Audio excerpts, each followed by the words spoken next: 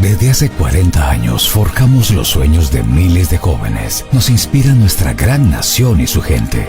En la UPLA estamos comprometidos con una educación para todos, impulsando el desarrollo científico, tecnológico y humanístico. Porque son nuestros estudiantes quienes nos motivan a mejorar, convirtiéndonos en la universidad privada más grande de la región. Hoy asumimos el reto de construir un mejor futuro, educando líderes que transformen la sociedad con innovación, exigencia y compromiso. Universidad Peruana Los Andes, 40 años formando profesionales exitosos.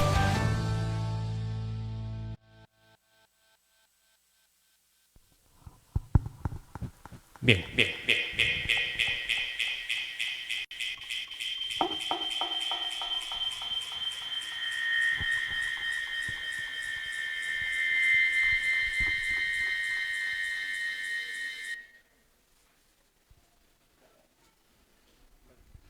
Hola. Bien.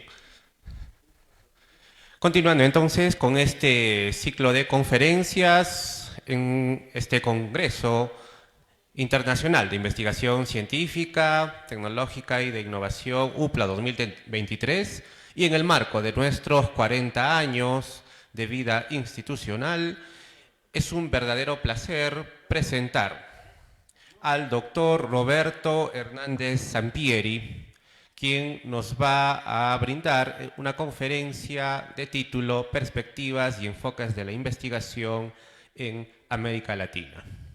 Pues permítanme, y le pido por supuesto el permiso respectivo, con el respeto correspondiente al doctor Roberto. Me voy a salir del protocolo brevemente porque quienes conocemos de investigación científica desde nuestra época de estudiantes y ahora como docentes, pues el doctor Roberto Hernández Sampieri ha sido, y por supuesto que es, uno de los máximos referentes en la investigación científica en América Latina. Presentarlo al doctor Sampieri, la verdad, es bastante complaciente, y tenerlo como invitado el día de hoy en este ciclo de conferencias en nuestra Universidad Peruana Los Andes es un verdadero placer. El doctor Roberto Hernández Sampieri, de nacionalidad mexicana por supuesto, actualmente es director del Centro de Investigación y coordinador académico del programa doctoral en Administración de la Universidad de Celaya, México. Brevemente, un resumen de su background académico, de su amplio background académico. Él es licenciado en Ciencias de la Comunicación, especialista en comunicación organizacional, maestro en administración, con diversos diplomados y doctor en esta área.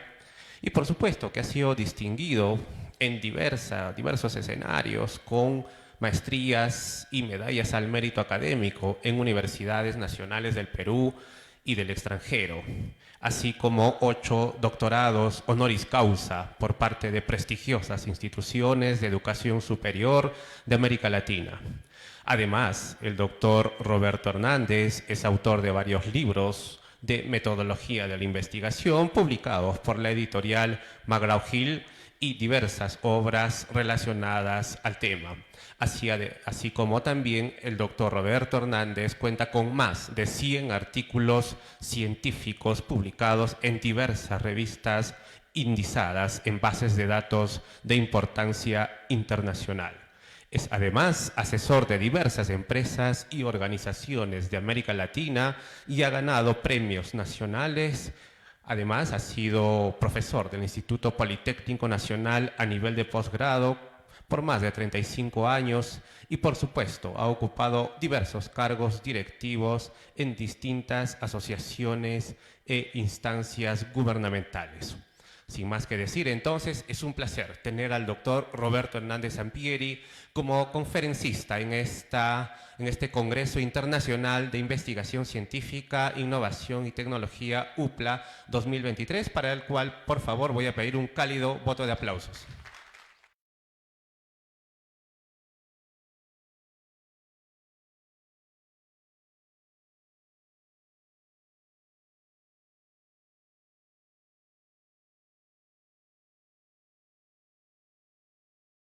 un gran lazo que nos une en varios proyectos y también felicitarlos por sus 40 años, que se dice fácil, pero pues es toda una trayectoria dentro de la educación en el Perú.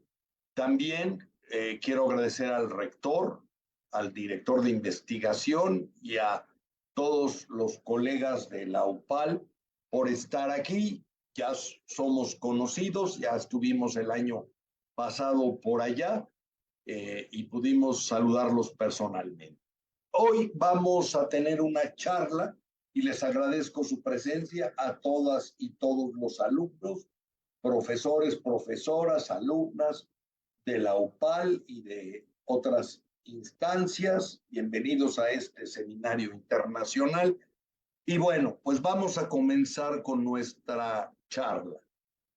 Lo que queremos comenzar es, a partir de la última vez que estuvimos ahí con la universidad, el año pasado, comentábamos que la investigación es importante para los países, para el desarrollo económico y social de los países, que los países, y dábamos algunas cifras, que los países que más invierten en investigación y desarrollo son los que generan mayor crecimiento económico, ofertan más empleo, y veíamos el caso de los dos gigantes inversores de la investigación y el desarrollo, los Estados Unidos en primer lugar, y muy de cerca China, la otra gran potencia. Ya hemos discutido y probado, también vimos en esa charla que las empresas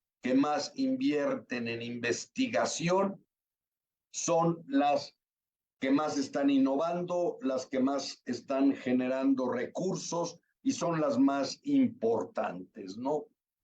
Y en los últimos años, pues esta lista, ya lo veíamos, está encabezada por Amazon, que sigue siendo la empresa que más invierte en investigación y desarrollo, y bastante más abajo, bien, pero de manera importante, viene Alphabet, que tiene marcas como Google, YouTube y que todos somos usuarios.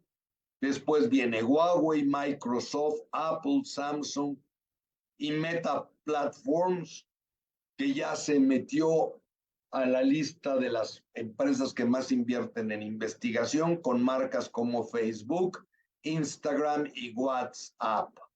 Entonces, pues vemos que ya probamos con datos y correlaciones, también en el caso de las universidades, las que tienen mayor calidad académica y que están en los rankings, en los primeros lugares de los rankings universitarios, son las que más invierten en investigación.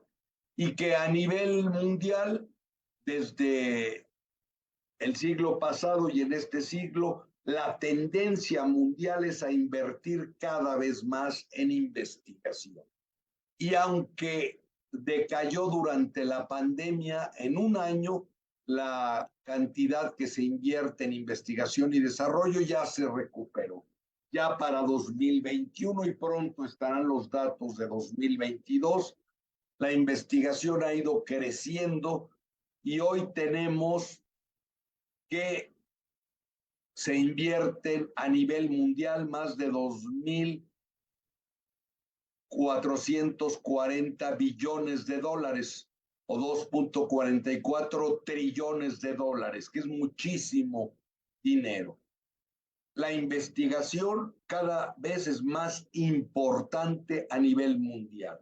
Desafortunadamente, en América Latina no hemos crecido en inversión en investigación y desarrollo. Incluso algunos países se han estancado y otros han retrocedido. Brasil es el que más invierte en investigación y desarrollo y se ha mantenido entre 0.9 del PIB y 1.1 del PIB. Creemos que para el dato para 2022 será en este rango, y es el país que más invierte. México, que era el segundo país que más invertía en investigación y desarrollo, se ha caído por varias medidas gubernamentales inadecuadas y en general el panorama para nuestros países latinoamericanos es que hemos crecido en el número de publicaciones científicas que hemos realizado, pero no hemos crecido en patentes ni en desarrollo tecnológico. Lo que comentaba en la última charla sigue siendo cierto, los celulares siguen siendo de marcas coreanas, europeas, norteamericanas. Los automóviles también, y la mayoría de las tecnologías, como lo veremos más adelante, pues seguimos en pañales. Muchas de las publicaciones científicas que hemos hecho en América Latina no han tenido un impacto en los medios laboral, en las empresas, en las patentes, en el desarrollo tecnológico. Seguimos muy rezagados y si no hacemos algo, nos vamos a rezagar sobre todo del bloque europeo, que a pesar de la guerra de Ucrania hay mucha inversión en investigación de los Estados Unidos que siguen y de todo el mundo anglosajón, Australia, ellos siguen creciendo en patentes y nosotros no. La investigación ya sabemos que es muy importante porque, por ejemplo, la investigación genera tecnologías. ¿Cuántas tecnologías no han sido producto de la investigación? Nos pasaríamos días y días mencionándolas, como la televisión a color, el GPS, que han sido producto de la investigación, los tenis, la internet, la computadora, los automóviles fueron producto de la investigación, el plástico, todos los medicamentos prácticamente han surgido a raíz de estudios, de experimentos, los videojuegos y la robótica, todo han sido objeto de la investigación. Y las empresas han generado productos en su mayoría por investigación, a veces no tan sistemática, pero siempre investigación. Yo siempre pongo el ejemplo del agua embotellada, algo tan sencillo. El agua embotellada fue producto de la investigación. Y en el caso de México, fue un estudio que hicimos hace más de 20 años, ya casi, no, más de 30 años. En 1990 hicimos un estudio de mercado para una embotelladora de Coca-Cola, para un gerente que creía o que tenía la hipótesis de que el agua embotellada iba a ser un gran producto. En Coca-Cola Export México se rieron, dijeron que no, que eso era una tontería, que nadie iba a pagar por agua embotellada, que el agua se regalaba, que no era. Hicimos un estudio y les demostramos a Coca-Cola Export que sí había interés, no hicieron caso, pero esta gerencia de la embotelladora de Cuernavaca dijo: aquí hay investigación que me respalda de que sí hay un gran mercado en México para el agua embotellada, y le pidió licencia o permiso a Coca-Cola Export para embotellar su agua, y fue un negociazo y creció el producto en todo México de una manera exponencial. En solo 2 años se inundó el mercado porque la investigación así lo indicaba. Pero para investigar todos sabemos, en América Latina y en todo el mundo, que hay 3 grandes enfoques, ya consolidados los 3, ya también hemos pasado la discusión de que nada más la única investigación científica es la cuantitativa, esa noción ya se borró.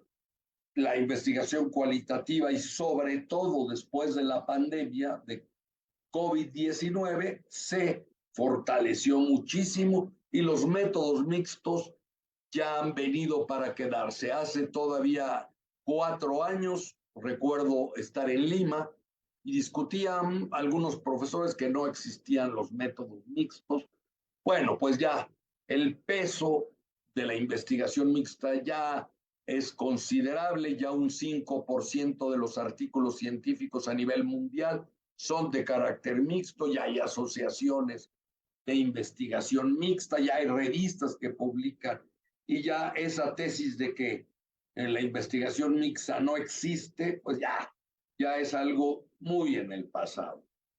Y sabemos que tenemos esas 3 grandes rutas o enfoques para investigar. Y que ninguna de las 3 grandes vías para hacer investigación es superior a las demás. Todas han sido valiosas y han hecho aportaciones muy significativas a la generación del conocimiento en las ciencias. Otra cuestión que ya se rompió es decir que la investigación cualitativa era para las humanidades, pero nunca para las ciencias de la salud, menos para las ingenierías, y hoy en las ingenierías los estudios cualitativos han proliferado de manera muy importante. Y también en las humanidades se aplica mucha investigación cuantitativa. Ya esta relación en humanismo y necesariamente investigación cualitativa, empirismo, ciencias físicas, asociadas con únicamente la investigación cualitativa, ese esquema, ese paradigma ya se rompió. Hoy en día, las 3 rutas se aplican en todos los lados. Y cierto, cada ruta tiene su epistemología o sus fundamentos de la ciencia filosóficos. La cuantitativa con el positivismo y pospositivismo, la cualitativa con el constructivismo, la teoría crítica y la hermenéutica, y la mixta con el pragmatismo. Y antes se pensaba que no podíamos mezclar paradigmas. Hoy lo que decimos es que sí se puede hacer y que en la práctica, de manera pragmática, lo hemos hecho. El enfoque cuantitativo sí se basa en el positivismo, considera que hay una realidad externa que podemos capturar, que hipotetizamos sobre ella y a través de la recolección y análisis de los datos probamos si esas hipótesis son verdaderas o no en un contexto determinado. Capturamos los datos por los sentidos, medimos y estudiamos la varianza de los fenómenos y por eso tenemos variables en la investigación cuantitativa, fragmentamos la realidad para analizarle y usamos la deducción de la teoría a la práctica, al mundo empírico. Y tenemos pues la otra ruta o enfoque, el cualitativo basado en el constructivismo, la teoría crítica, la hermenéutica, que parte del postulado de que hay varias realidades o una realidad que es construida en la interacción humana, que capturamos esa realidad por los sentidos y la mente, que aprendemos de captar, de aprender con H, su naturaleza y su estructura, que usamos la inducción del dato particular, vamos construyendo una teoría y que se van generando patrones de entendimiento.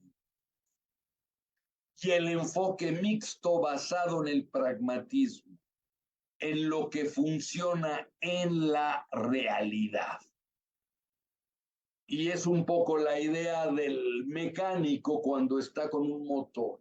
Usa las herramientas que le funcionan para componer el automóvil.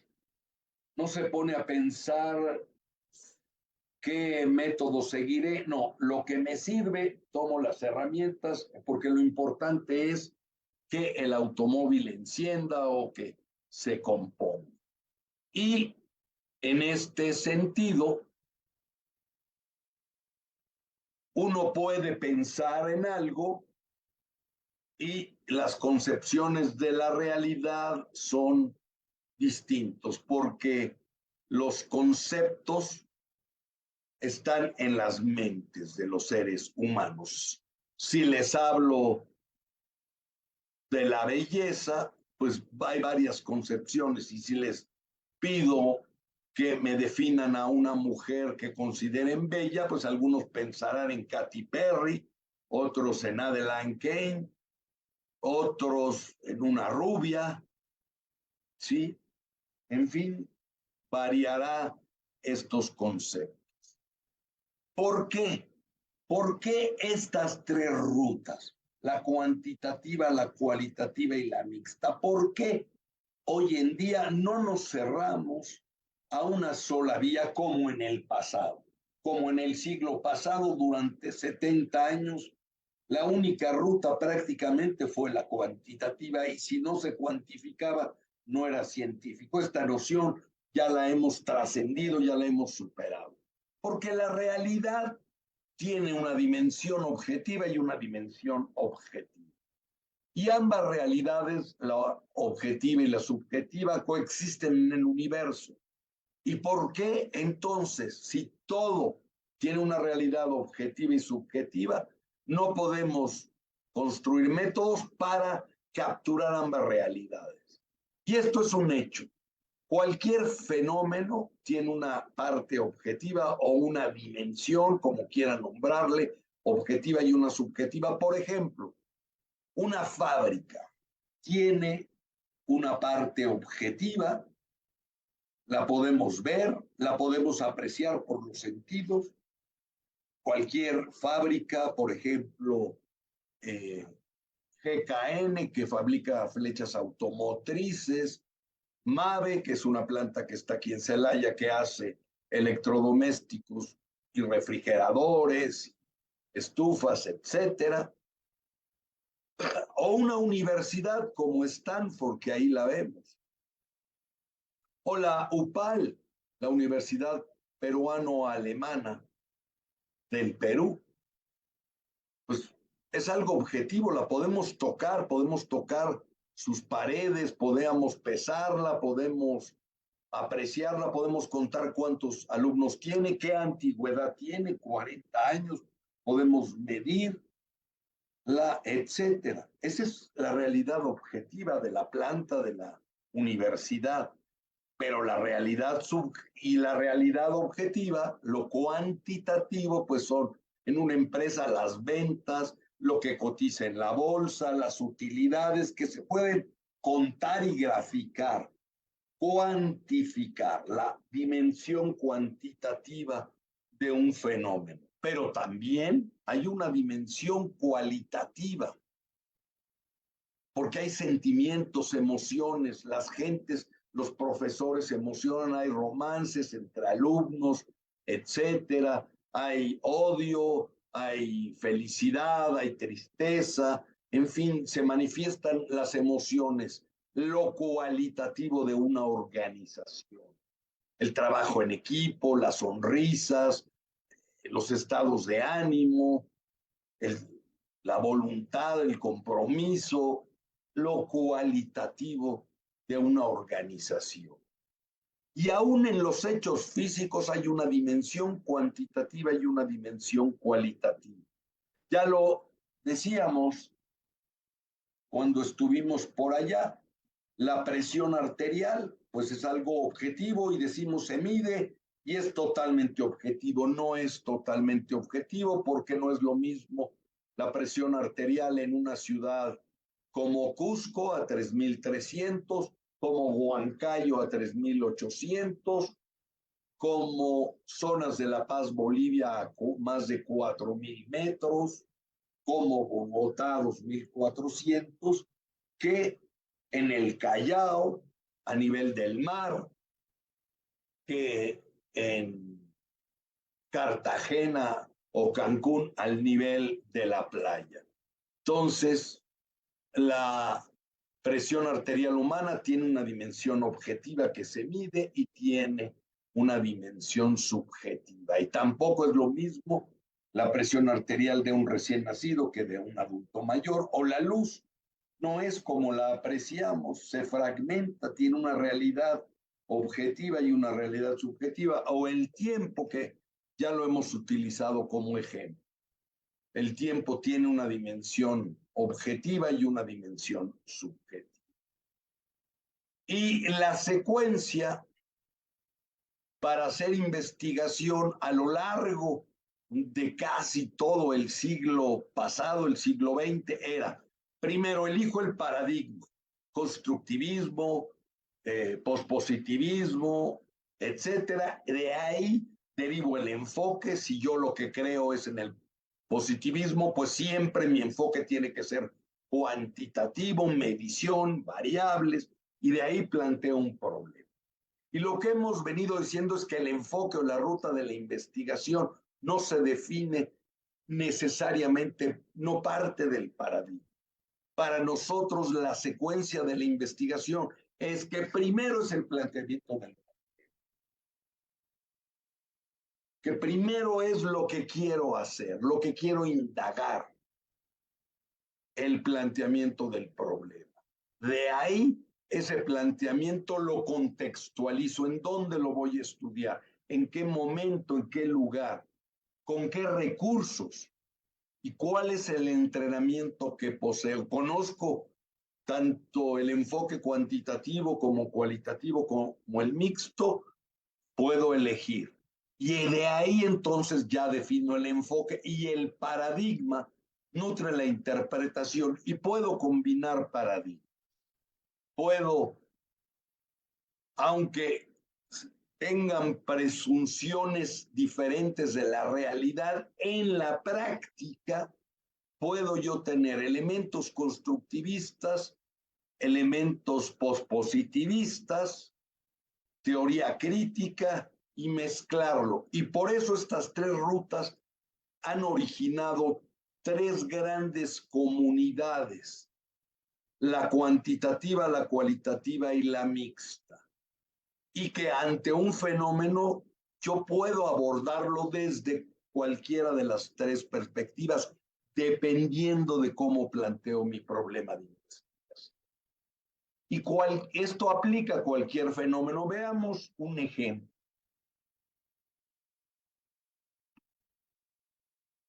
El terremoto que hace unos meses azotó Turquía y Siria. Ese terremoto tan terrible que, bueno, han ocurrido lamentablemente varios en el Perú y varios en México.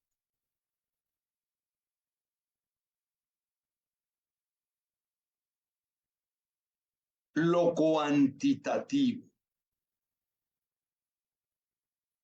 más de 8,000 fallecidos, más de 20,000 heridos, más de 4,000 edificios afectados, la mayoría de ellos derrumbados.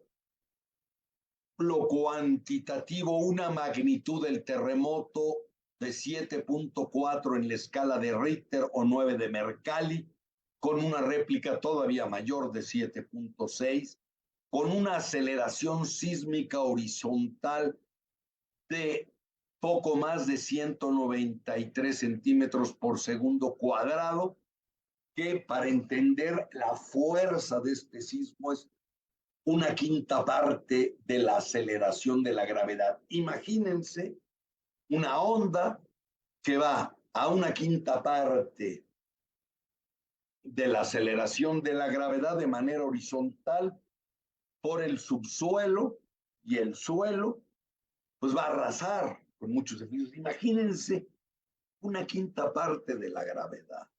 Además, construcciones no preparadas para sismos, con muchas vigas largas, pocos sostenes, estructuras no, en lugar de estructuras verticales, muchas estructuras verticales, con muchas placas horizontales pesadas y con un hipocentro a 18 kilómetros de profundidad. Pues va a arrasar. Lo cualitativo del fenómeno: las emociones, el dolor, como en cualquier fenómeno, como la guerra la invasión de Rusia a Ucrania, como cuando un profesor falla ante el grupo al dar su clase, o la sonrisa de un niño al recibir educación, o de sus padres, o de un joven de la UPAL al graduarse. Estas emociones es lo cualitativo y es otra dimensión de la realidad. En este caso, la guerra. También en la guerra, cualquier guerra, la Segunda Guerra Mundial, la actual invasión de Rusia, pues podemos tener lo cuantitativo, número de fallecidos, estructuras colapsadas, etcétera, pero también lo cualitativo, la tristeza de las familias dejando sus hogares, los niños huérfanos, en fin, lo cualitativo, que es otra dimensión. Y lo mixto es capturar ambas dimensiones en una misma investigación. Porque, volviendo a repetir esta parte, un estudio debe ser cuantitativo, cualitativo o mixto. Depende de cuál sea el problema específico.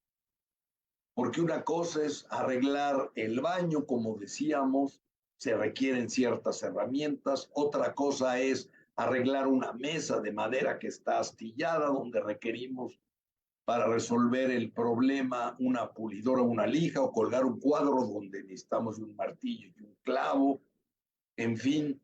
O cuando vamos de viaje, pues depende. Si vamos a la playa, pues llevamos un tipo de ropa cómoda, ligera. Si vamos a la montaña, elegimos otro tipo de ropa, abrigadora, abrigos, sacos, bufandas, gorros. Y si vamos a ver a la selección del Perú a jugar en el Estadio Nacional, o a la selección de Colombia, o a la selección de México, pues cómo vamos vestidos con los uniformes de los equipos. Todo depende del lugar donde vamos. Igual es la investigación. Ya hemos dicho, y lo vuelvo a repetir rápidamente, que las ideas y planteamientos cuantitativos obedecen a la necesidad de medir y estimar magnitudes o cantidades de los fenómenos o problemas de investigación que se habrán de estudiar. Cuando queremos determinar cada cuánto ocurre un fenómeno o problema, magnitudes, cantidades, lo cuantitativo. Cuando queremos medir el fenómeno a través de variables y relacionar, medir la fuerza y la dirección de la relación entre las variables, cuantitativo.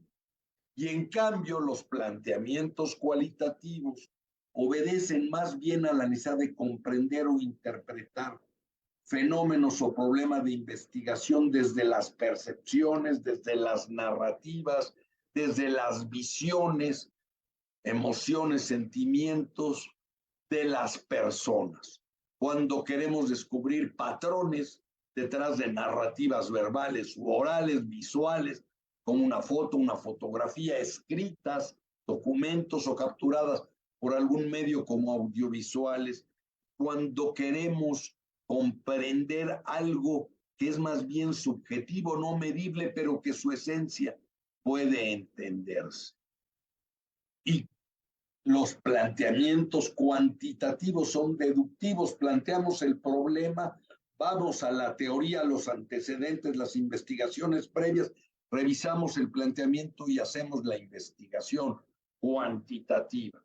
Los cualitativos inducimos, planteamos el problema, también se revisa la literatura, nos vamos a sentir el ambiente, el contexto para empaparnos de esas visiones subjetivas y revisamos el planteamiento del problema. Y en los planteamientos cualitativos lo que estudiamos son variables y su relación. Variables que se convierten en constructo, que se integran en hipótesis, que a través de un diseño de investigación preconcebido, recolectando datos numéricos, hacemos análisis estadístico y llegamos a conclusiones.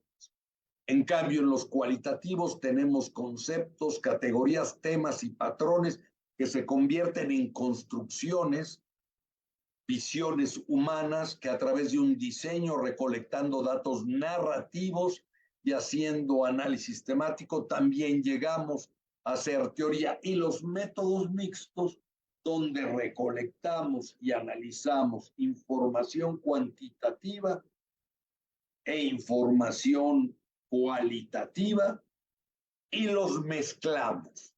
Si no hay mezcla, si no hay desarrollo conjunto, si no hay contraste de datos, si no hay conversión de datos cuantitativos en cualitativos y viceversa, no estoy en los métodos mixtos. Tengo un estudio cuantitativo y uno cualitativo, pero no estoy dentro de los métodos. Y pues tenemos procesos. El proceso cuantitativo, que es lineal, que no podemos brincarnos etapas, que parte de una idea, se plantea un problema, revisamos la literatura con un alcance, tenemos hipótesis y variables, un diseño que es una estrategia para probar las hipótesis en una población y muestra que elegimos, de la cual recolectamos esos datos numéricos que analizamos en matrices mediante un programa de análisis estadístico y concluimos, elaboramos el reporte. En cambio, en la investigación cualitativa, en lugar de comenzar con una teoría particular y luego voltear al mundo empírico, como en el cuantitativo, para ver si la teoría es apoyada por los hechos, el investigador comienza con el proceso examinando los hechos en sí. Vamos recolectando y analizando los hechos en sí, recolectando datos y vamos generando, induciendo una teoría consistente con lo que estamos observando que ocurre y planteamos un problema, pero no seguimos una ruta determinada. Y los métodos de recolección de los datos no son estandarizados como en la investigación cuantitativa, consisten en narrativas verbales u orales, escritas, ya dijimos, simbólicas o visuales o audiovisuales. Y la recolección de los datos consiste en obtener las perspectivas y puntos de vista de los participantes, emociones, experiencias, significados y otros aspectos subjetivos, y también nos interesan mucho las interacciones humanas. Y es una ruta, un camino, un enfoque más circular, donde planteamos un problema, nos metemos en el contexto, el ambiente, lo palpamos, lo analizamos, diseñamos, y al mismo tiempo que estamos diseñando, estamos muestrando, ya estamos recolectando, analizando datos. La recolección, análisis ocurre en paralelo hasta generar teoría. Y veamos varios ejemplos. Me estoy extendiendo un poco, pero ténganme una media hora de paciencia. Estaba planteado para una hora, pero si ustedes gustan y me dan su aprobación, nos extendemos un poquito más para ver varios ejemplos. Si lo que yo quiero es determinar, por ejemplo, y todas estas investigaciones que vamos a mencionar son reales y las hemos realizado a lo largo de nuestro trabajo profesional. Si queremos analizar el estado del clima organizacional en grandes empresas de un sector, aquí lo ejemplificamos con el sector automotriz, porque en nuestra ciudad Celaya hay muchas empresas automotrices, tenemos a Honda, a Mazda, a General Motors y en fin, GKN de flechas automotrices, varias autopartes, etc. Pero lo que queremos es ver cuál es el estado del clima organizacional. Lo medimos y vemos a través de variables y relacionamos esas variables o dimensiones del clima organizacional en las empresas y podemos analizar el impacto sobre la producción. Ante este planteamiento del problema, ¿qué enfoque debemos seguir? ¿El cuantitativo o el cualitativo? Queda claro que el cuantitativo, porque queremos ver impacto, primero medimos, y ya eso lo hace cuantitativo, variables del clima organizacional como la satisfacción laboral, la motivación, la autonomía, la moral, la percepción de liderazgo, orgullo por trabajar en la empresa, etcétera. La productividad la medimos, relacionamos las variables entre sí y a través de un modelo lineal, por ejemplo, de una regresión múltiple donde cada variable independiente es cada dimensión del clima organizacional, motivación, satisfacción, etcétera, y la variable dependiente o efecto es la productividad. Medimos las dimensiones del clima, medimos la productividad y establecemos el impacto. Es cuantitativo lo que necesitamos, no cualitativo, cuantitativo. En cambio, si como nos ocurrió una vez, nos llaman de una empresa porque hay muchos conflictos, porque las áreas están peleadas entre sí, como fue el caso de una embotelladora de Coca-Cola, que tenía muchos conflictos en las áreas de producción, control de calidad y mantenimiento, al grado tal, ya una vez lo ejemplificábamos, que los de mantenimiento que debían de comprar los aceites o lubricantes para que las botellas a través del proceso de producción se deslizaran adecuadamente, como odiaban a los de producción, les compraban los peores aceites para que las botellas se cayeran, se tuviera que parar la línea de producción, hubiera gran rotura, quedaran mal los de producción y había agresiones físicas. Aquí no tiene caso medir el clima. Ya sabemos que es muy negativo. Si lo medimos, perdemos el tiempo. Ya sabemos que es pésimo y que la gente va a estar desmotivada, conflictiva, sin compromiso. Ahí lo que necesitamos es entender por qué se ha dado el conflicto entre estas tres áreas. ¿Cuál es la percepción que tienen, los sentimientos y qué los originó? Y eso, este planteamiento se requiere de abordar cualitativamente, como lo hicimos, con entrevistas a todos los trabajadores, y detectamos que el problema había sido que los tres gerentes hacía como 20 años se habían conflictuado entre sí y después de manera consciente e inconsciente habían transmitido a sus empleados el odio a las demás áreas, y eso ya había ido escalando y la única solución era despedir, o afortunadamente no fue despedir porque ya eran pensionables o jubilables los tres gerentes, jubilarlos, poner gente joven e iniciar todo un proceso de cambio organizacional, de integración, de pláticas, de charlas, de salir a ciertos lugares, de hablar con todo el personal, pero y así se hizo y el éxito fue rotundo. Un año después recibieron un premio de productividad en la embotelladora de Coca-Cola de Cuernavaca, que fue también la del agua embotellada que poníamos como ejemplo. Pero aquí el estudio más apropiado es lo cualitativo.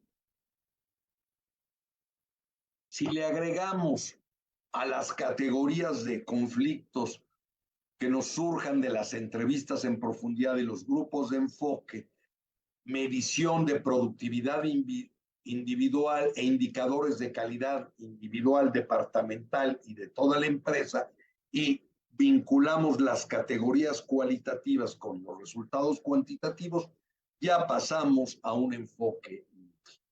Y lo mismo, si yo quiero entender la relación a través de un modelo, como fue el caso de un estudio que el año pasado se hizo y que se terminó en diciembre, unos pocos meses, para analizar las variables que inciden en la reputación de las organizaciones estudiadas, la satisfacción, el esfuerzo extra y la efectividad, que son variables de resultado y variables de imagen en organizaciones que se dedican a atender a niños con cáncer tan golpeados por el gobierno de México porque les quitaron los recursos.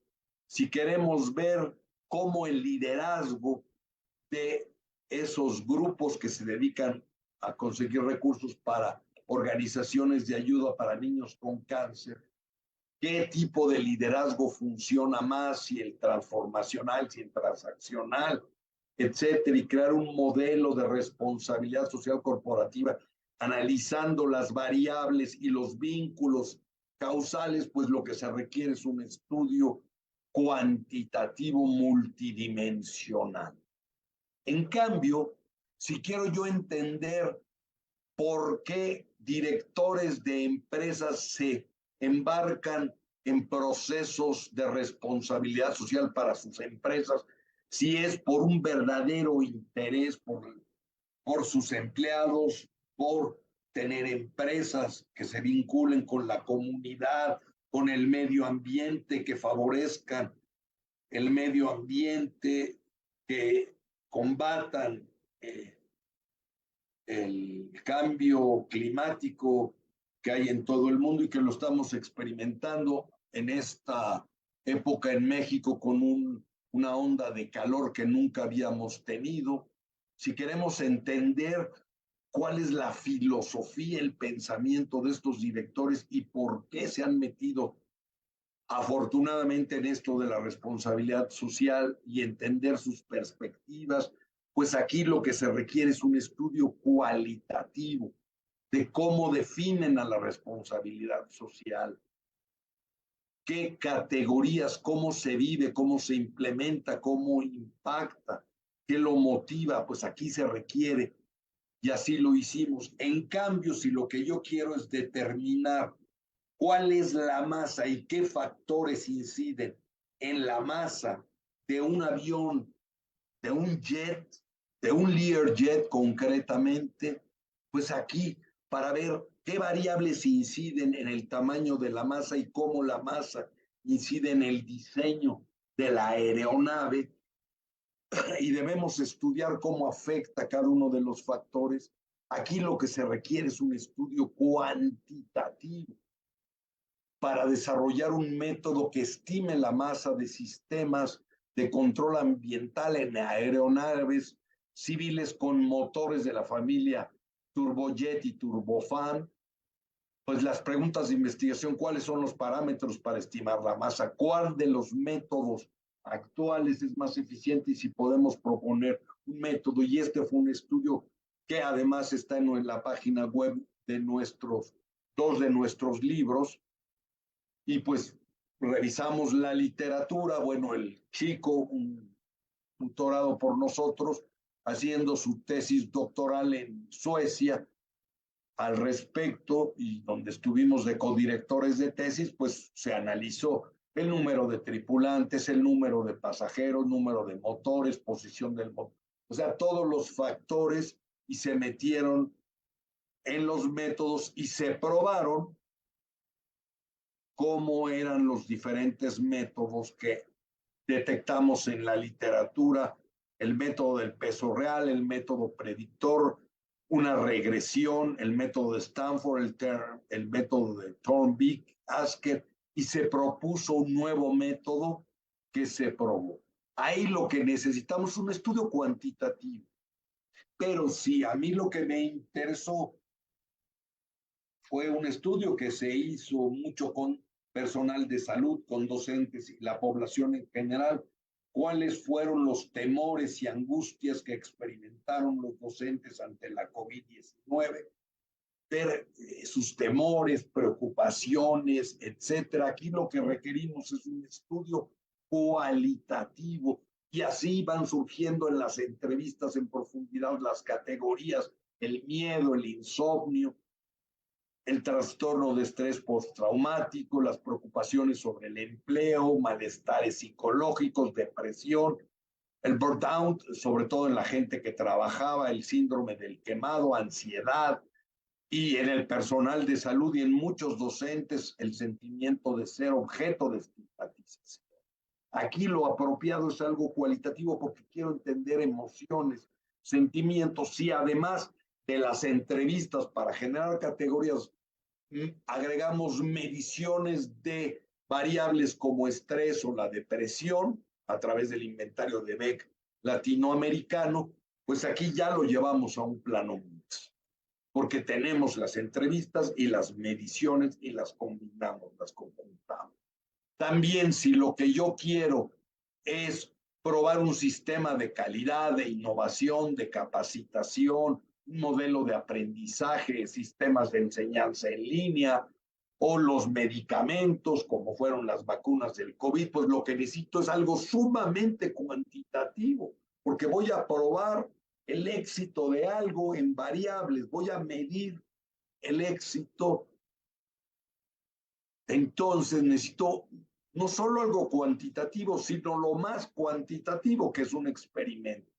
En cambio, como uno de nuestros alumnos del doctorado, si lo que quiere es averiguar qué sienten, cómo ven, qué habilidades consideran, qué competencias negativas, qué elementos, qué factores transversales, relacionales, racionales, emocionales influyen en empresarios que del sector de la química en Colombia para los acuerdos de integración en Cono Sur con Perú, con Bolivia, con Argentina, y ver cómo ven ellos estos acuerdos oficiales, cómo les afecta, que lo evalúen, que lo piensen, que vean cómo se sienten. Pues aquí lo que se requiere es un estudio cualitativo. O si lo que nos interesa, como este estudio que hicimos con el INAF, el Instituto Nacional del Fútbol, Deporte y Actividad Física de Chile, conocer cómo y en qué medida usan las redes sociales las jugadoras de fútbol que están en diferentes ligas de España, de Francia, equipos como el Real Madrid, el Barcelona, que ahora fue campeón mundial de la Champions femenil, México, Costa Rica, Venezuela, Perú, etcétera, Chile, Argentina, jugadoras, si usan o no las redes sociales, cómo las usan, para qué las usan. Aquí lo que necesito es algo descriptivo y cuantitativo. Si quiero entender la relación emocional de las redes sociales con la jugadora, ahí ya es cualitativo. Y si quiero vincular el uso, magnitud, cantidades de uso de redes sociales con distintas formas de pensar, ahí ya lo convierto en mixto. O los estudios mixtos, pues son para cuando quiero capturar esa parte objetiva y esa parte subjetiva. Y les voy a poner un ejemplo en un estudio que empezamos hace algunos años, que vamos a seguir, es un proyecto a 10 años, empezamos poco antes de la pandemia, ya habíamos empezado, y ahorita lo estamos concluyendo, lo estamos estudiando en México y en Abu Dhabi, en el Emirato Árabe. Ahí vemos algunas fotos de Abu Dhabi, otras de México, donde queremos analizar cuáles son los factores que inciden en el aprendizaje de robótica. Y empezamos con lo cualitativo, entrevistando y haciendo grupos de enfoque con expertos en educación, en enseñanza de la robótica, para ver qué elementos facilitaban que los niños jóvenes y adultos aprendieran robótica. Y empezamos entrevistando expertos y entrevistando a maestros, y empezamos luego con la parte cuantitativa, con un experimento de enseñar. Y empezamos a hablar con los alumnos y llegamos, después de estas entrevistas y una extensa revisión del marco teórico, a una serie de factores que estamos proponiendo para analizar el impacto en el aprendizaje y desarrollo de literacia robótica, que es la variable dependiente. Las variables independientes que hemos detectado son las competencias docentes, el acceso a la tecnología, los conocimientos del profesor en computación y robótica, los conocimientos previos del alumno, sobre todo de los niños de 6, 7 años, el conocimiento de los padres y tutores en computación y robótica, la actitud de los docentes hacia la tecnología, el cambio educativo la computación y la robótica, el apoyo por parte de mentores, que vimos que es una variable clave en muchos procesos educativos, el apoyo a docentes y hemos experimentado con manuales que han sido muy exitosos, documentación y videos, y el acceso a coworking para trabajar simultáneamente los proyectos en Abu Dhabi, el cotrabajo y asesoría en un proyecto que se llama RobotTime a nivel mundial y RobotTime México es lo nuestro. Y descubrimos que los torneos son una herramienta fundamental y un motivador para el alumno. Torneos a nivel mundial, me gustaría mostrarles el video, pero cada vez que lo paso se me bota la presentación. Entonces, un video que fue en Tailandia un año en 2019, antes del COVID. 2020 iba a ser en Rusia, por el COVID no fue, y bueno, y ahora ya no va a ser, por obvias razones. Pero también tenemos torneos en México y estamos llegando ya a una parte mixta donde mezclamos experimentos, entrevistas con expertos, entrevistas con alumnos, y es totalmente mixto. O otro estudio que terminamos el año pasado, que nos llevó 2 años, que nos contrató la Fundación Panamericana al Centro de Investigación de la Universidad de Celaya para ver qué tan preparada estaba la industria automotriz en México. Y aquí nos interesaba lo cuantitativo. ¿Cómo estaban los tiempos y movimientos de la industria automotriz en México con relación a la industria automotriz en Estados Unidos y Canadá en el marco del Acuerdo de Libre Comercio? ¿Cómo estaban las fortalezas, los recursos, lo cuantitativo, la maquinaria, el número de trabajadores, el nearshoring, etcétera, etcétera? La parte cuantitativa, pero también cómo se sentían los directores de las empresas, los ejecutivos, los supervisores y los empleados. ¿Qué tan preparados se sentían? ¿Qué necesidades de capacitación, de tecnología y de integración y qué soluciones se planteaban? Y entonces fuimos a los grandes 3 clústeres automotrices de la industria automotriz en México, Guanajuato, que es donde estamos, el Estado de México, que es la provincia más grande del país, que es más grande todavía que la Ciudad de México y que está alrededor, y San Luis Potosí, que es un estado o una provincia vecina. Pero aquí necesitamos la dimensión cuantitativa y cualitativa. La cuantitativa, las capacidades, la cualitativa, las actitudes, y así pudimos hacer un diagnóstico de qué tan preparada está la industria automotriz mexicana para esta nueva etapa 2018-2030 del Tratado de Libre Comercio. Y si lo que yo quiero es evaluar el impacto de programas de cambio organizacional en escuelas normales, pues lo que necesito es un estudio cuantitativo. Y si quiero determinar el potencial de ahorro de energía en escuelas rurales, en Guayaquil, al usar controladores difusos inteligentes de energía artificial, un experimento, algo cuantitativo. Pero si quiero comprender las experiencias de estudiantes que se van a someter a una operación de alto riesgo en los hospitales de Salta, en Argentina, como hicimos el estudio, ¿qué siente el joven cuando lo van a operar de algo de alto riesgo, como una cirugía de corazón abierto, del cerebro, un aneurisma o un cambio de prótesis en rodillas, etcétera? En fin, aquí es algo más bien cualitativo.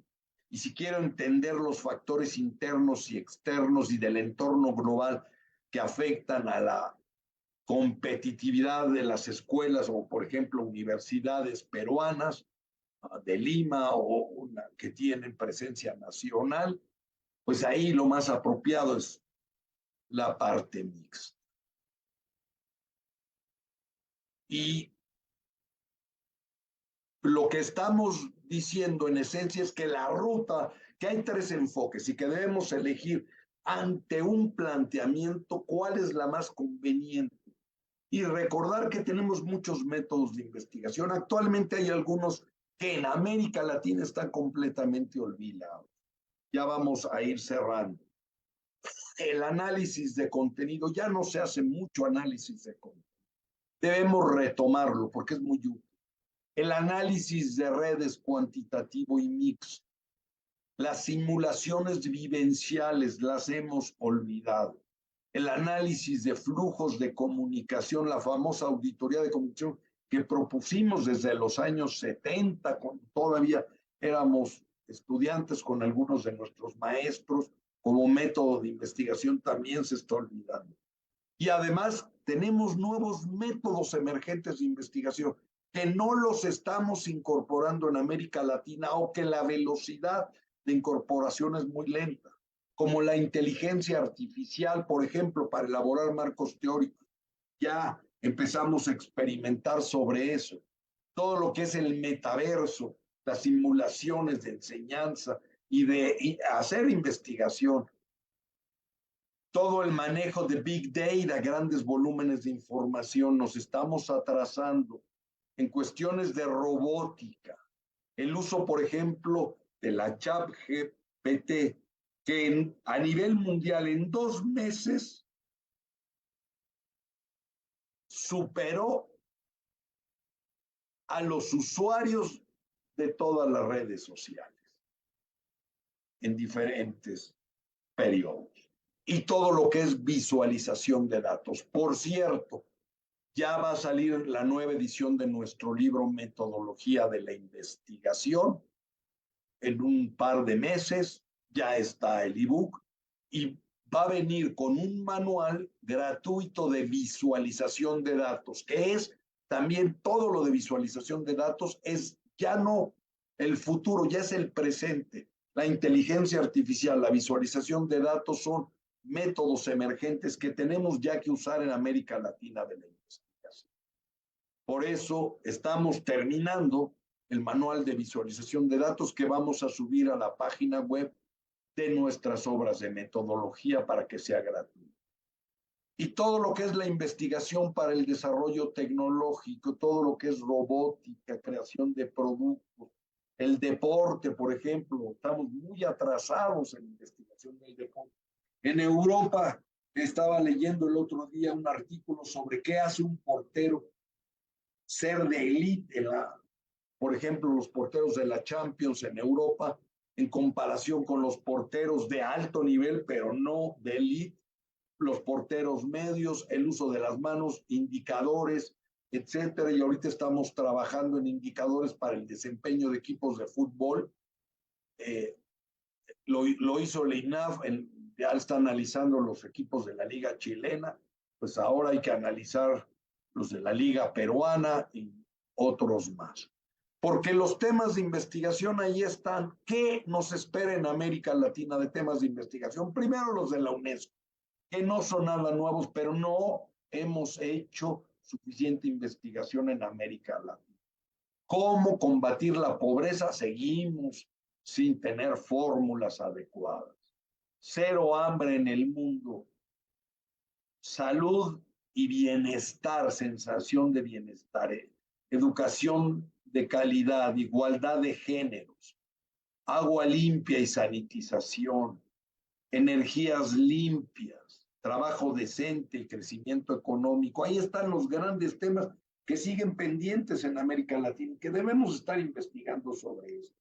En las universidades, los países tienen que fomentar esta investigación sobre industria, innovación, infraestructura, reducir las inequidades sociales, la construcción de ambientes urbanos y comunidades que sean sustentables, el consumo y producción responsable, la acción climática que ya urge, todo lo que es la pesca y la vida en el agua, ¿sí? En la tierra, la paz, la justicia, instituciones democráticas fuertes y la participación en metas globales. Necesitamos estudios cuantitativos, cualitativos y sobre todo mixtos.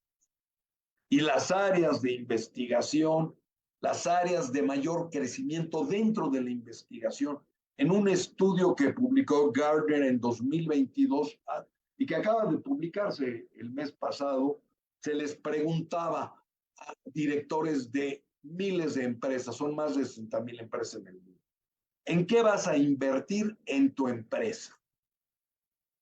El 64% va a invertir en análisis, el 58% en pruebas de prototipos y modelos, el 57% en automatización, en 49% en recolección de datos, el 35% en tecnologías de seguridad y el 17% en tecnologías de poder.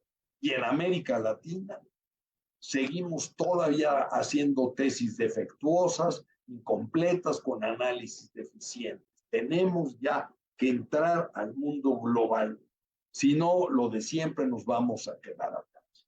Y les recuerdo ya para acabar y abrir a preguntas que la investigación es como un tablero de herramientas. Tengo muchos métodos, desde lo más cuantitativo como serían los experimentos, el análisis de redes, la evaluación cuantitativa, medir y analizar impactos, hasta lo más cualitativo como serían las historias de vida narrativas, los estudios de caso cualitativos, todo lo que es la investigación hermenéutica y todas estas combinaciones en el centro de la interacción, el interaccionismo simbólico, la teoría fundamentada, la simulación, etcétera, y que el estudiante debe de conocer todos estos tipos de investigación, si no ser experto en todos, sí tener una idea de todos estos métodos para poder aplicarlos.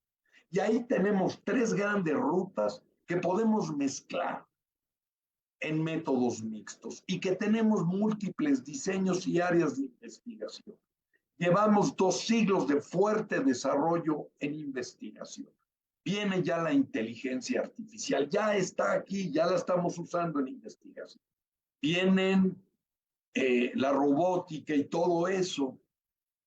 Aprovechémosla en nuestras universidades ya para profesionalizar la investigación y que los jóvenes, ya lo hemos dicho, no voy a repetirlo, lo he dicho en varias conferencias con muchos de ustedes, la investigación va a ser para el futuro profesional, vaya a empresas, vaya a abrir su negocio, a donde vaya va a ser una herramienta fundamental para el desarrollo empresarial. Recordemos la frase de que Dios nos concedió la capacidad de investigar a la humanidad.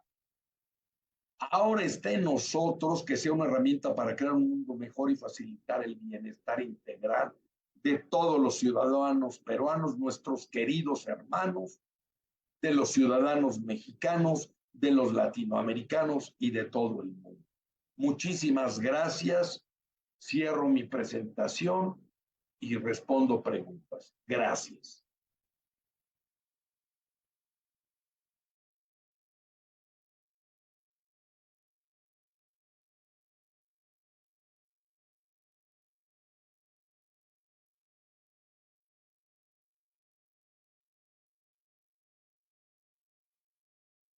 Seguramente.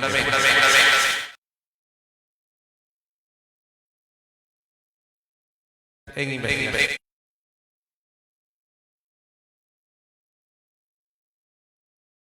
Presente y a través de las redes también, si hay preguntas al respecto.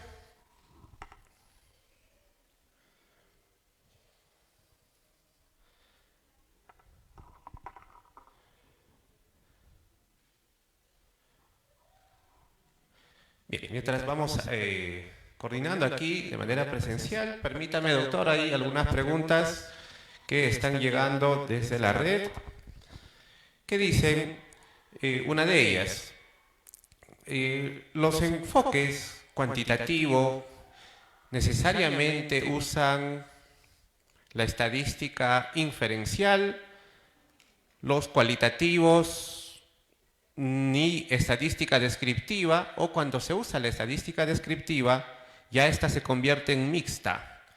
Esa es la pregunta, doctor.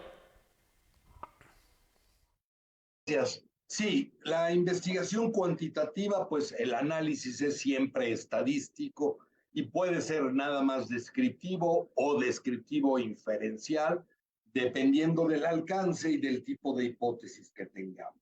Si tenemos únicamente variables con categorías y queremos describir, pues es estadística descriptiva. Si ya probamos relaciones o modelos, es estadística inferencial. En el cualitativo, el análisis no es estadístico.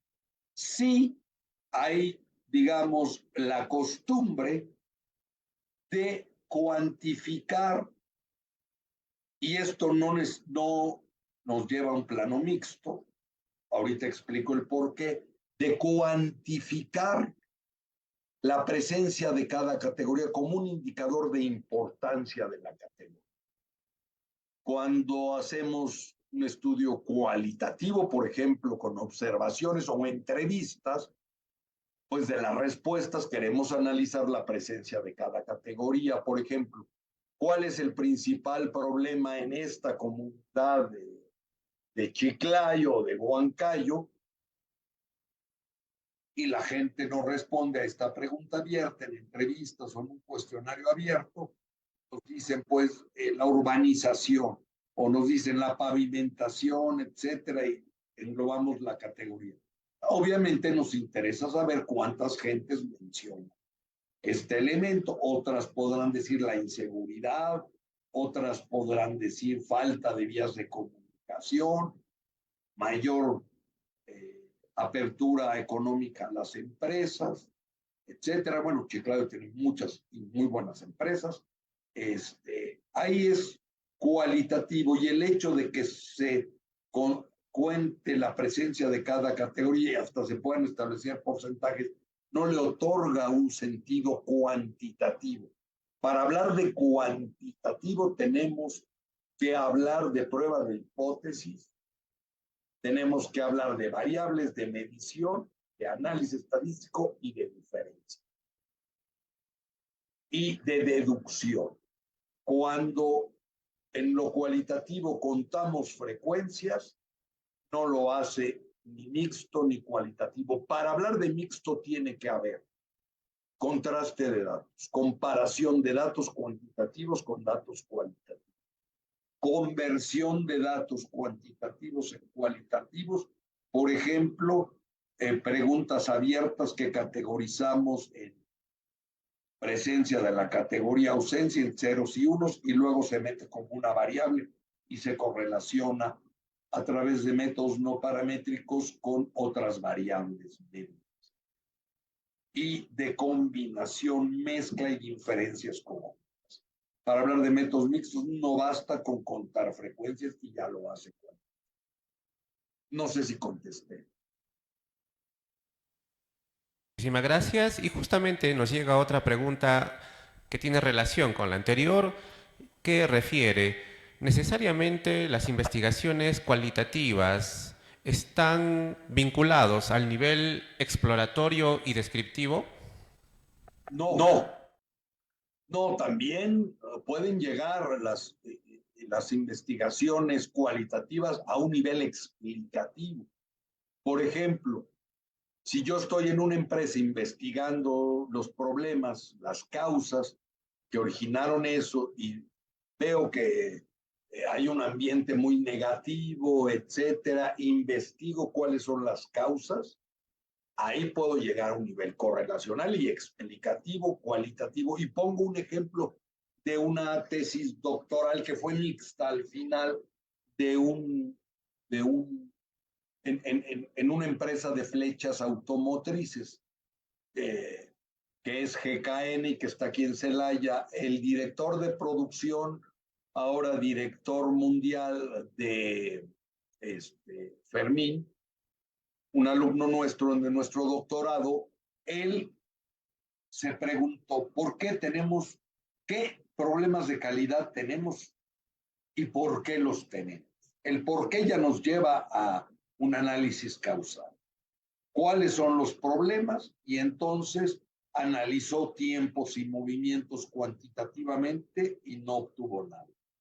Midió el clima organizacional y la gente estaba muy motivada, etcétera. Y acudió al sistema de medición de calidad y encontraron 60 problemas de calidad. ¿Pero qué los causaba?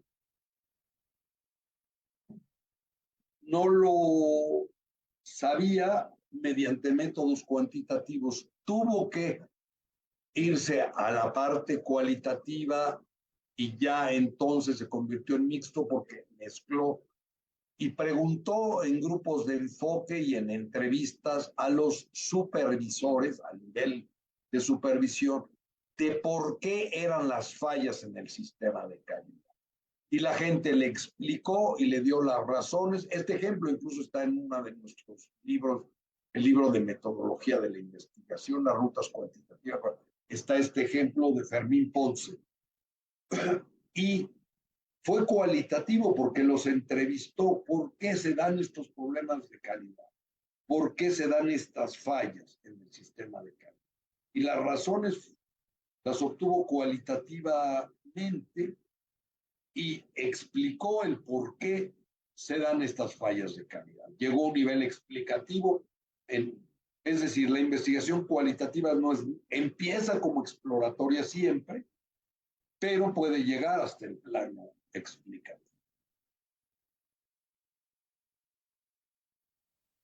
Parece que el público está bastante interesado en el enfoque cualitativo y nos llega una pregunta adicional que dice, las investigaciones cualitativas necesariamente no llevan hipótesis. Sí, necesariamente no. Las hipótesis no existen en el mundo cualitativo. Y voy a hacer un razonamiento que siempre hago con mis alumnos. ¿Qué es una hipótesis? Aquí y en China. Una hipótesis es una afirmación de la relación entre dos o más variables. ¿Qué es una variable? Es una propiedad susceptible de medirse, cuya variación puede registrarse, no es una constante, sino tiene variación y esta variación se mide. Si se mide, es cuantitativo, no cualitativo. Lo cualitativo es no medición. Entonces, en la investigación cualitativa nunca se prueban hipótesis, solamente en la investigación cuantitativa y solamente en la investigación mixta. Cuando la gente habla de hipótesis cualitativas, está diciendo una barbaridad, porque no hay hipótesis cualitativas. Las hipótesis son cuantitativas porque relacionan variables y no existe el término, aunque sé que se usa y ahorita brevemente lo explico. No hay variables cualitativas. Si son cualitativas ya no son variables. Si son variables ya son cuantitativas. Decir una variable cualitativa es como decir un círculo cuadrado. ¿Cómo? Un círculo es un círculo, no puede ser cuadrado. Una variable es algo que se mide, no puede ser cualitativo. Ahí hay la confusión de que a veces en las ingenierías o en todas las ciencias se habla de variables cualitativas cuando estamos en un nivel de medición nominal u ordinal. Pero son mediciones, las mediciones son cuantitativas, no existen. Y en la investigación cualitativa no probamos hipótesis. Como resultado del análisis cualitativo, pueden formularse hipótesis para futuros estudios cuantitativos. Pero las variables son cuantitativas porque así es su definición. ¿Cuál es una variable? Algo que se mide. ¿Qué es la medición? Asignar numerales a significados o percepciones o valores. Entonces, no hay variables en el mundo cualitativo, no hay prueba de hipótesis, perdón, en el mundo cualitativo. Y no hay variables en el mundo cualitativo, en el enfoque cualitativo. Podemos, después de hacer una investigación cualitativa, formular una hipótesis a raíz de los resultados, pero que se va a probar solamente mediante un estudio cuantitativo o mixto en su dimensión cuantitativa. Bien, doctor, agradecemos su valiosa respuesta. Tenemos una pregunta adicional del público presente en sala. Adelante. Sí, doctor, muy buenas tardes. Yo quisiera que amplíe un poquito más hasta donde pudiera el enfoque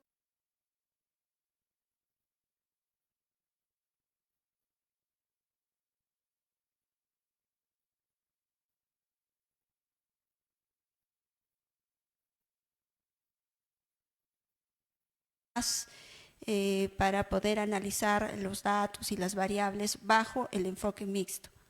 Gracias.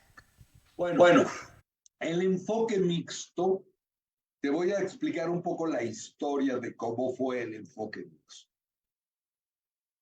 en América Latina y después en el mundo anglosajón. Y no me gusta hablar de mí, me da pena, pero tengo que hacerlo. Resulta que uno y otros colegas hacíamos investigación de mercados e investigación organizacional mixta, sin llamarle mixta. Era muy común, por ejemplo, para la prueba de productos. Ahorita se me ocurre una cadena de restaurantes que se abrió en México a finales de los 80s, que se llamó Italianis, que es comida italiana y es una franquicia. Cuando se abrió el primer lugar, el primer Italianis, el concepto de la comida italiana es que la comida se pone al centro, y esto también es muy latinoamericano, no solo italianos, también en Perú, con esos deliciosos platillos que tienen ustedes, en México también, se pone la comida al centro y se comparte. En la italiana se ponen las pastas y se comparten. Y este concepto se llevó al restaurante.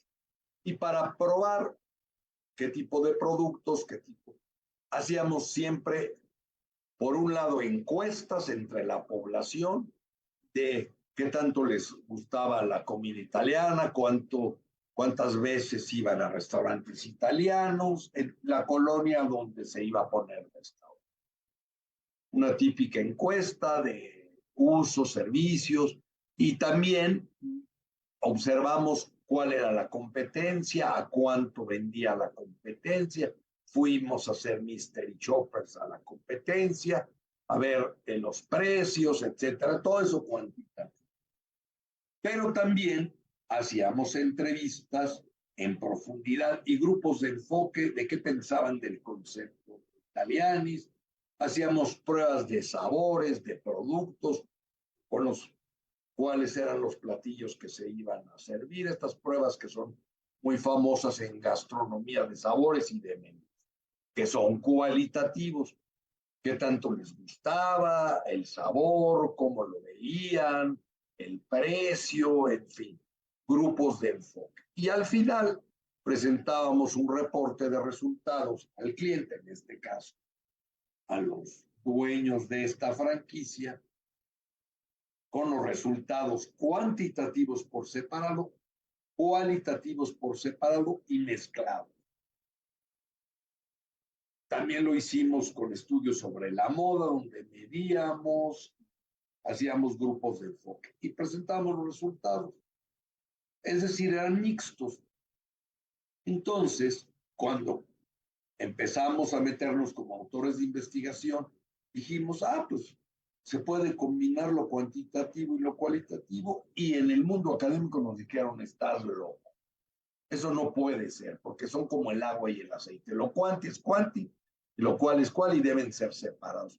Y yo les decía, pero en la práctica uno lo hace, y no solo aquí, en cualquier área. Un arquitecto para construir su casa hace entrevistas en profundidad con quien le va a contratar, cómo quiere la casa, el diseño, y también hace análisis cuantitativos del uso de suelo, de características del subsuelo para pensar en el cálculo estructural, la orientación del sol para que no haga tanto calor, el tipo de material cuantitativo, y al final utilizaban la información cuantitativa y cualitativa para diseñar. Y lo mismo era en el diagnóstico clínico, pues, ¿qué te hace un médico? Pues te entrevista, la entrevista clínica es cualitativa, evidentemente, te observa desde que llegas, platica contigo, te pregunta si es especialista y se va formando hipótesis inductivamente. Y también te manda a hacer los análisis de laboratorio cuantitativos y al final interpreta si tiene en tu expediente médico donde hay datos cuantitativos y en base a todo te da un diagnóstico. Yo decía, pues si se puede hacer en la realidad, no, pero es que estás rompiendo, estás tratando de mezclar el pospositivismo con la teoría crítica, y entonces dijimos, pues sí, pero se puede en la realidad. Ok, a lo mejor a nivel epistemológico estamos haciendo una barbaridad, pero entonces en la realidad se puede. Si el día de mañana alguien supera la velocidad de la luz y le empiezan a decir, no, es que rompiste con la teoría de la relatividad y el principio de que nada es más rápido que la velocidad de la luz. Pero si en la práctica está ocurriendo, ¿cuál es el problema? Y entonces buscamos qué filosofía de la ciencia, qué epistemología sustentaba esto. Y nos dimos cuenta que el enfoque pragmático te dice, la ciencia utiliza todas las herramientas, lo importante es la búsqueda de la verdad, ser sistemático y riguroso y punto. Y por eso el pragmatismo cayó como anillo al dedo, porque nos decían, es que a tu enfoque mixto le falta. Esto fue en los 80s y 90s, estábamos muy jóvenes. Y la primera vez que yo hablé de métodos mixtos en la ciudad de Valencia, en la provincia de Carabobo, la gente se me quedaba viendo como si está loco. ¿Cómo que métodos mixtos? Eso no existe. Cuantitativo y cualitativo, eso no se puede mezclar. Y me acuerdo que en este congreso empecé a hablar de los métodos mixtos. Estoy hablando de 1989, ya hace más de 30 años, mucho más. Y nos tiraban de a locos y se nos quedaban viendo raro. Entonces dijimos, no, pues, en la realidad se puede, y empezamos a buscarle la filosofía. Y encontramos que el pragmatismo de John Dewey y William James cae perfecto. Y por eso lo sustentamos. Y empezamos a proponer la posibilidad de mezclar. Afortunadamente, en Estados Unidos y en el mundo anglosajón, y con el síndrome del extranjero, el nacional que nadie le hace caso, del extranjero, John Creswell, Tedley Tashakori, estos dos autores, también Richard Grinnell empezaron a hablar de los métodos mixtos ya por ahí de los 94, 95, y esto me ayudó porque del extranjero también empezaron a hablar de los métodos mixtos y ya siguieron estos enfoques, y hoy en día todavía les digo que hace 4 años una persona ahí en una universidad peruana se paró y me dijo, es que no existe eso. O es cuantitativo o es cualitativo. Bueno, su opinión, muy respetable, pero creo que ya podemos, hoy sabemos que se pueden mezclar, que es más costoso, sí, y que no necesariamente todo tiene que ser un estudio. A veces lo más apropiado es algo cuantitativo, a veces algo cualitativo, y a veces sí se requiere algo mixto, sobre todo en cuestiones complejas, como podría ser la seguridad de una vacuna, como la del COVID, o como puede ser en la enseñanza robótica. No sé si contesté.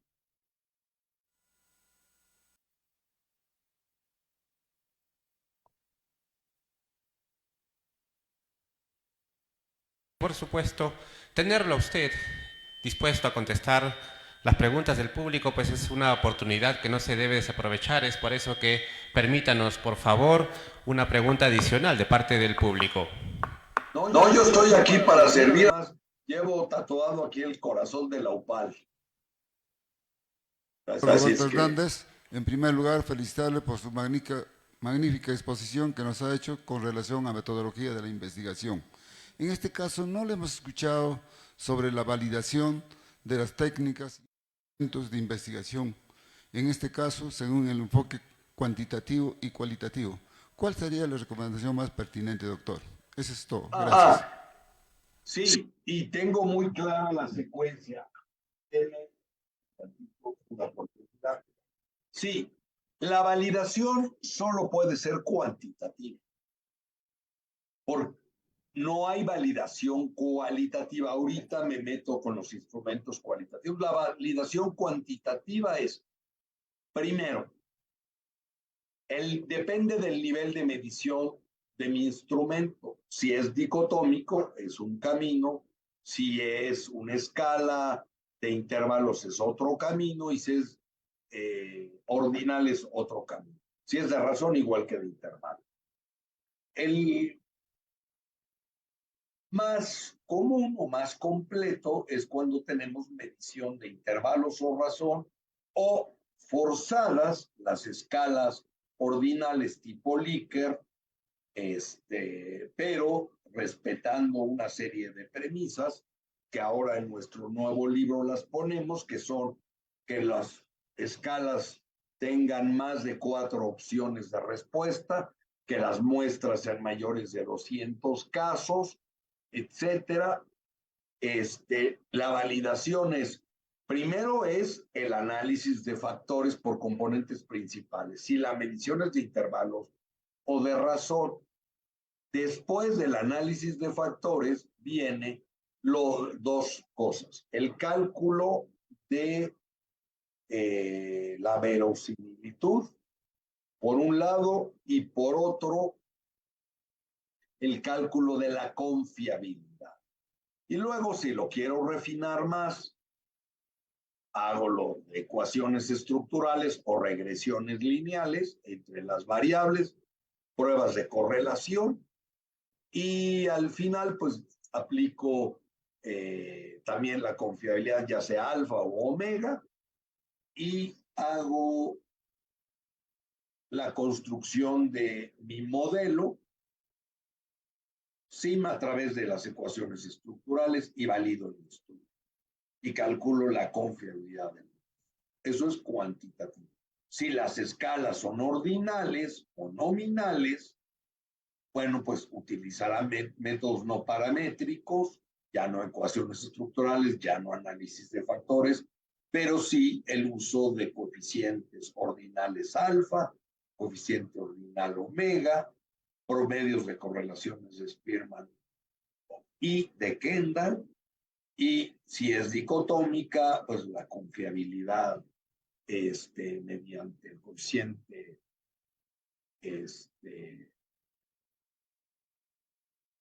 para datos nominales, ¿no? El Q de Richardson y el Q de Richardson.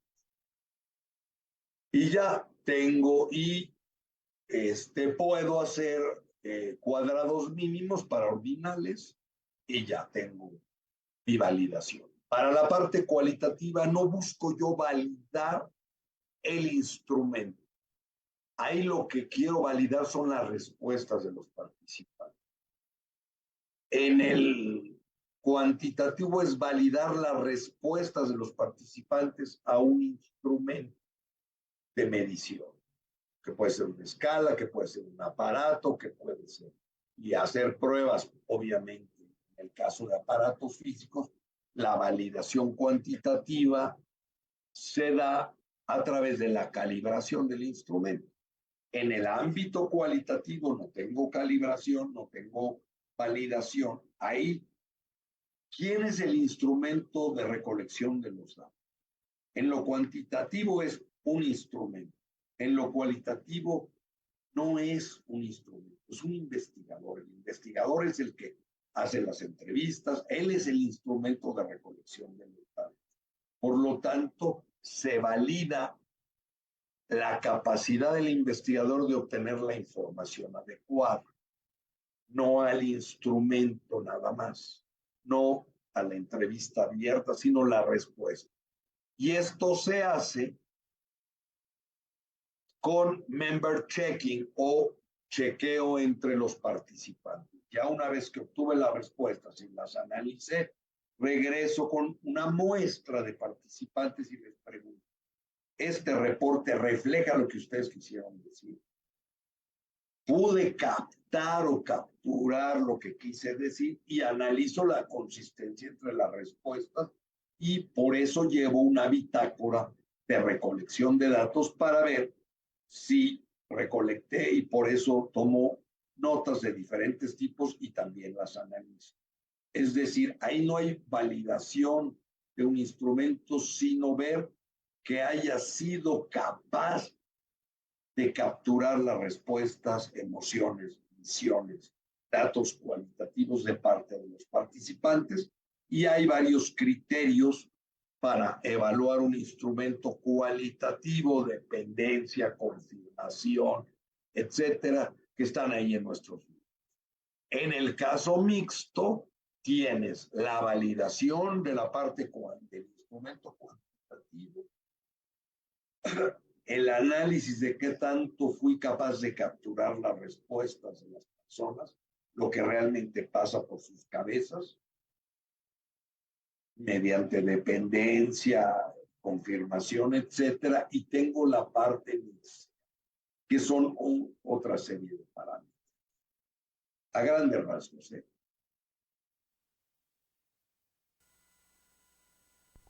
Muy agradecido, doctor Roberto. Hay una pregunta adicional, por favor, permítanos, sino antes mencionarle que por supuesto, la comunidad universitaria de la Universidad Peruana Los Andes, UPLA, Huancayo, Perú, está muy agradecido con esta conferencia y este tiempo que nos está brindando. Una pregunta adicional, adelante. Buenas noches, doctor Sampieri, buenas noches con todos los presentes. Mi pregunta es, doctor, para dar la validez de un instrumento y más que todo piloto, yo he visto muchas investigaciones o cuando se les ha preguntado a los estudiantes sobre la muestra piloto, agarran como de 15, 20 estudiantes. ¿Usted cree que es válido para una muestra piloto, para una investigación científica? Depende. Vamos a sacar un programa para cálculo de muestra piloto que viene en la próxima edición de nuestro libro. No lo tengo aquí, pero depende, porque si tu universo son 20, 15 es una buena prueba piloto, ¿no? Pero si tu universo son cientos, pues 15 no te da. 15, acuérdate que las pruebas estadísticas necesitan por grupo, por categorías de las variables, 15 casos. La correlación necesita un mínimo de 15 casos, el análisis de varianza también, etc. Pero ya pronto en nuestro nuevo libro viene un software para calcular el tamaño de muestra en pruebas pilotos. Además del STATS, que te calcula, que es un programa que desde la segunda edición de nuestro libro sacamos y que desarrollamos con una compañía de Estados Unidos de investigación de mercados, el famoso STATS, que ya tiene más de 20 años y que sirve para calcular el tamaño de una muestra en un estudio. Pero aquí para la prueba piloto depende del tamaño de la muestra y es menos rigurosa, pero el número de 15 depende de la población, depende de cuántos grupos, y ya verás que este programa nada más le pones el número de la muestra y te calcula la muestra piloto. Pero 15, por ejemplo, para un estudio de 200, 300 casos, es muy poco. Sobre todo si vas a hacer estadística inferencial. Una muestra cualitativa es otra cosa. Porque puedes tener una muestra cualitativa de 5 o 6 casos. Ahí depende de la capacidad de recolección. Por ejemplo, si quieres analizar biografías de asesinos seriales, pues no vas a poder conseguir 15.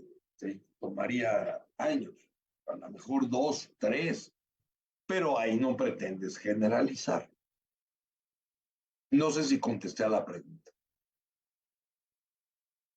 Díganme si no, me regreso, por favor. Maestra.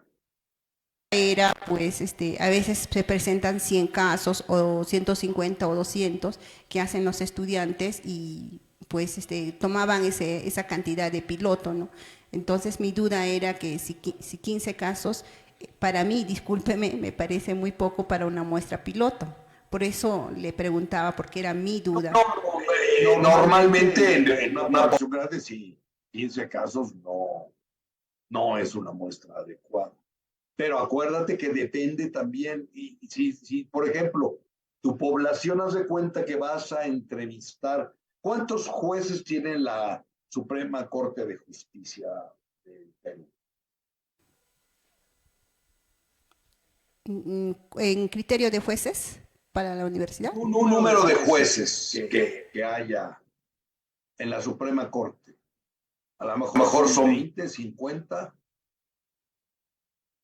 La verdad no sé. Bueno, pero fíjense que en México son como 15. 15 sería un censo en la prueba piloto, ya serían todos. Entonces, depende mucho del número. Normalmente 15 sí son muy pocos, sobre todo si vas a tener varios grupos. Y también depende de lo que estés analizando. Normalmente te doy la razón, 15 son muy pocos. Doctor, por la aclaración.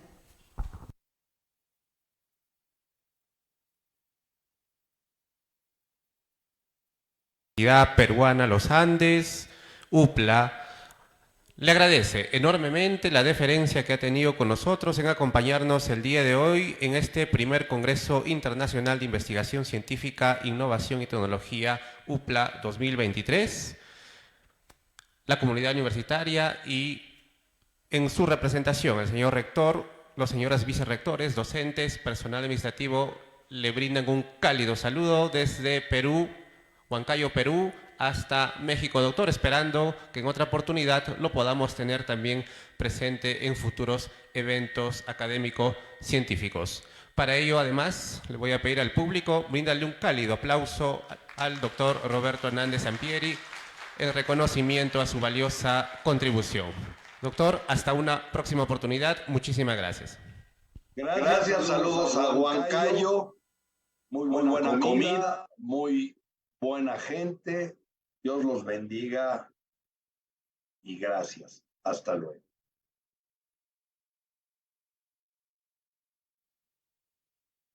Cerrado entonces el primer día de este Congreso Internacional de Investigación, que es, por supuesto, un evento científico libre para toda la comunidad universitaria y es pues el Vicerrectorado de Investigación el que ha hecho el esfuerzo de traer a connotados ponentes el día de hoy, no sin antes mencionar que el día